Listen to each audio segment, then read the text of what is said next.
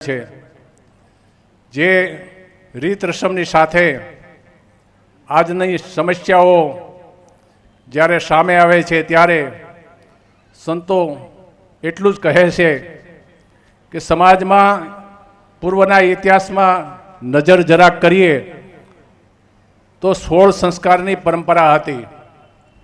બાલ્યકાળ પહેલાં જે સંસ્કાર જે આપવામાં આવે છે એ સંસ્કારથી લઈ યુવા સંસ્કાર અને યૌવન સંસ્કાર, પીઢ સંસ્કાર, આ સર્વે સંસ્કારમાં એક પણ સંસ્કાર જો સવિશેષ સમાજમાં જળવાઈ રહે તો વ્યક્તિનું જીવનનું નિર્માણ કરવામાં આપણે ચોક્કસ સફળતા પ્રાપ્ત કરી શકીએ। અને અમારા સંતોનો એક મત છે,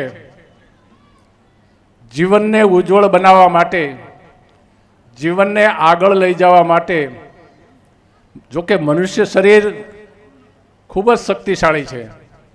મનુષ્ય શરીરની અંદર જેના જીવનમાં ભક્તિ છે, જેનામાં વીરતા છે, જેનામાં દાતારી છે, એ ચોક્કસ મુક્તિપદના અધિકારી શાસ્ત્રો, વેદો અને પુરાણોએ, સંતોએ કીધા છે।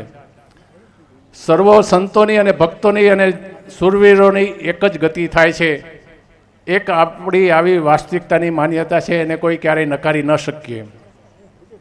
વાત એ છે, અત્યારના વર્તમાન સમયને સુધારવા માટે અને સુવર્ણ કાળમાં જીવનને સુવર્ણ અક્ષરેથી કંટારવા માટે આપણા જીવનની વ્યવસ્થા કયા પ્રકારની હોવી જોઈએ, એના માટે અમારી ભાષામાં અમે ટૂંકી વાત એટલી જ કહીએ છીએ કે આપણા જીવનમાં સારા સંસ્કારનો વારસો જાળવવો, સાથે સાથે શિક્ષણને ધ્યાનમાં રાખવું, સમાજમાં